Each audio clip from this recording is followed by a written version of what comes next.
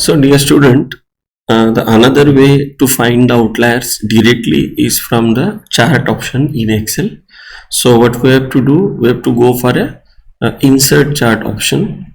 So I will select the data first. So same data I am selecting, going for insert option and then charts. But here what I am doing, I am going for all chart option, and here I am selecting box and whisker chart. Okay, so this option I have selected and I say it okay.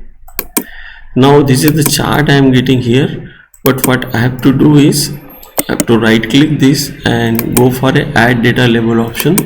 So I did this, so to highlight these values so that we can see them clearly, I am doing this. Now here this 67.7, 67.5 or 68 is very close to the same value. So this is a box and whisker plot, and this also is showing me that this is the 45 and 95, these are the limits for this, but there is no data point beyond this, and hence there are no outliers here also, because just now we have found from quartile method there is 22.5 and 112.5 where the outliers here. So this box and whisker plot is also showing you that there are no outliers in this also.